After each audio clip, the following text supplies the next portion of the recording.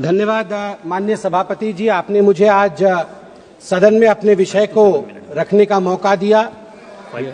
कल मैं सदन में मौजूद था और मैं नेता प्रतिपक्ष को सुन रहा था। नेता प्रतिपक्ष ने कहा कि अगर हम इंडी अलायंस की सरकार बनाते तो हमारा भाषण किस प्रकार का होता, उस भाषण के विषय में आज मैं संबोधन करूंगा।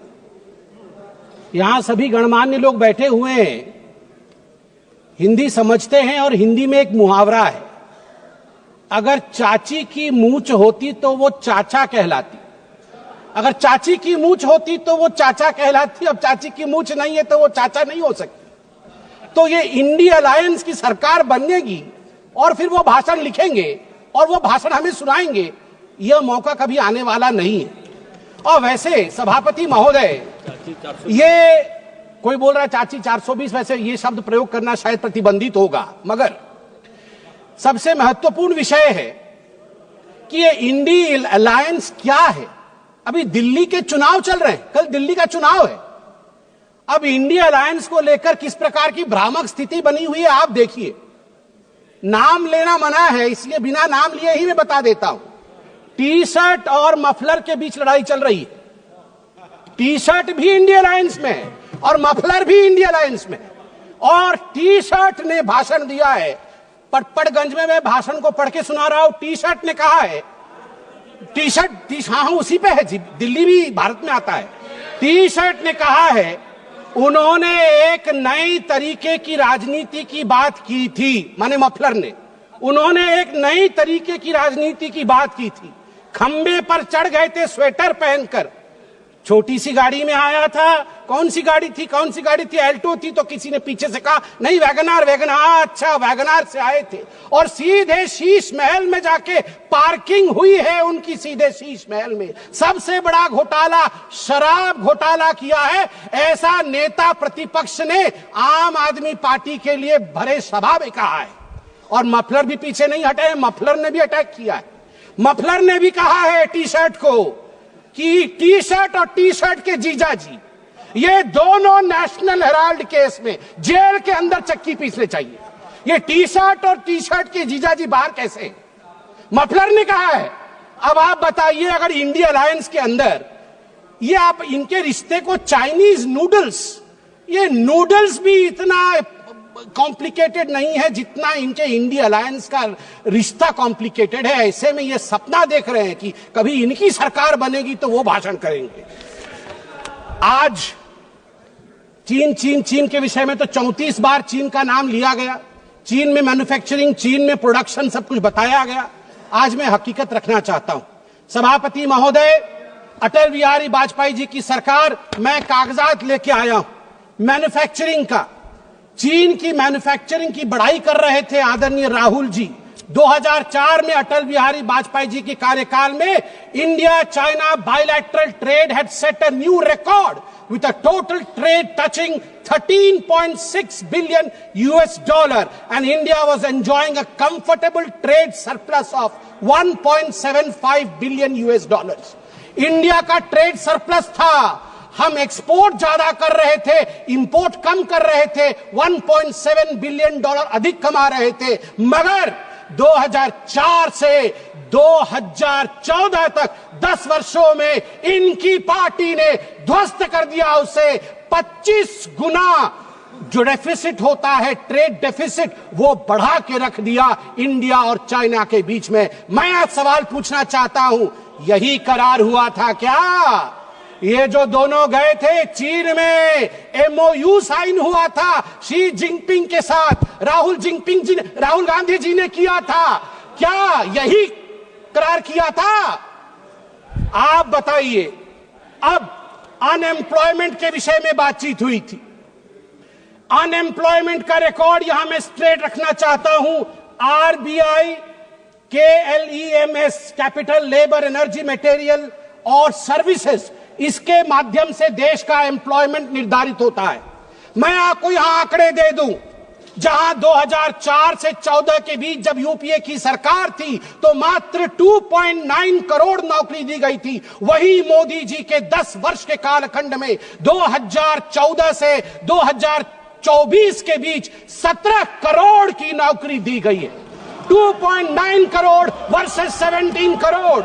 यूपीए की कार्यकाल में एम्प्लॉयमेंट का ग्रोथ रेट मात्र 6% था और वही मोदी जी के कार्यकाल में 10 वर्षों से एम्प्लॉयमेंट का रेट 6% से बढ़ के 36%, 36% हुआ है। और कल राहुल गांधी बोल रहे थे कि यूपीए भी फेल हुई, एनडीए भी फेल हुई। अरे राहुल जी, यूपीए तो फेल हुई, आप फेल हुए मतलब यूपीए, वो आप जो है वो 8 तारीख को फेल होगी। आप तो फेल हुए ही हुए हैं, मगर हम डिस्टिंक्शन के साथ पास हुए हैं, डिस्टिंक्शन के साथ। युवाओं के बारे में राहुल जी बोल रहे थे। इंडिया स्किल रिपोर्ट पढ़िए साहब, India skill report. Youth employment of graduates singularly and drastically increase from 33.95% in 2013 to 54.81% in 2024। ये जंप है, ये छलांग है मोदी जी के अंतर्गत। सभापति महोदय, अधिक समय नहीं लूंगा। मैं आपको 2 और छोटे छोटे विषय हैं, गंभीर विषय है, वो रखना चाहता हूं। एक विषय है चीन को लेकर। चीन को लेकर कहा गया कि आर्मी और प्रधानमंत्री के बीच कहीं ना कहीं संबंध खराब है। चीन को लेकर कहा गया कि हमारी जमीन हड़प ली चीन ने। 38,000 वर्ग किलोमीटर, 38,000 स्क्वायर किलोमीटर भारतवर्ष का जमीन चचा नेहरू ने चीन को दिया था। और मैं यहां पर ऑन रिकॉर्ड नेहरू जी के भाषण को रख रहा हूं।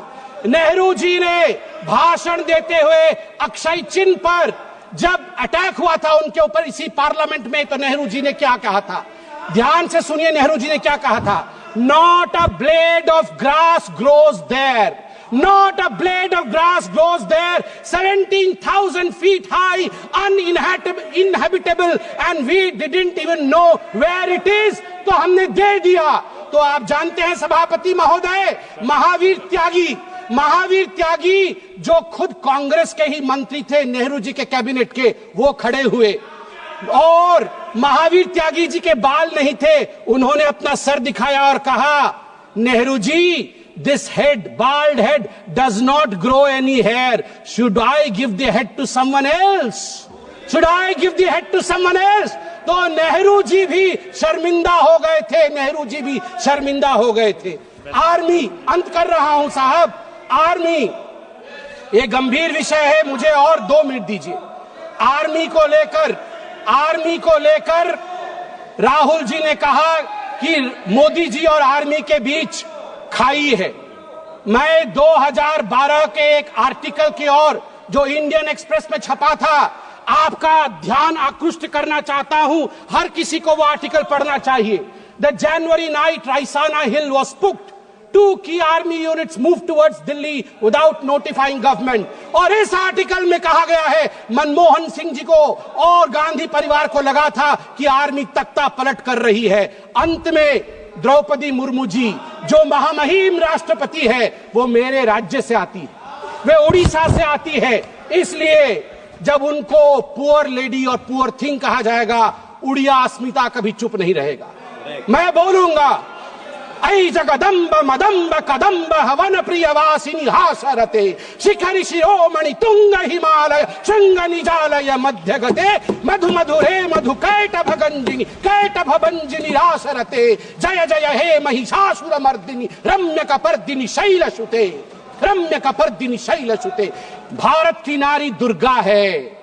और यहां शिव जी की बात राहुल जी करते हैं, आदि देव शिव है, आद्य शक्ति मां दुर्गा है। याद रखिए, हमारी राष्ट्रपति आदिवासी है, आदि काल से जिसके ऊपर जल, जमीन और इस पूरे जंगल का आशीर्वाद हो, उनको बेचारा कहना उचित नहीं है। और याद रखिए, जगन्नाथ जी की भूमि से आती है। द्रौपदी मुर्मू जी जगन्नाथ जी की भक्त है और जगन्नाथ महाप्रभु जिसके पीछे खड़े हैं वो भक्त कभी बेचारा नहीं हो सकता है। जहां पछारे जगन्नाथ छिड़ा है चंती से राष्ट्रपति केबे भी बेचरा है पारिबो नहीं। आज मु कहबाकू चाहे 4.5 कोटी ओडियांक पक्षरे 4.5 कोटी ओडियांक मौड़मणि होचंती महाप्रभु जगन्नाथ भक्त होचंती द्रौपदी मुर्मू। द्रौपदी मुर्मू को बेचरा कहचंती सोनिया गांधी कौन जानचंती द्रौपदी मुर्मू को विषय रे। सोनिया गांधी विरुद्ध रे प्रिविलेज मोसरासु आ सोनिया गांधी क्षमा याचना करंतु। आज 4.5 कोटी ओडिया द्रौपदी मुर्मू पछरे पूरा ठिया होचंती महाप्रभु जगन्नाथ आशीर्वाद अछि। जय जगन्नाथ। माननीय सदस्य श्री उमेदाराम बेनीवाल जी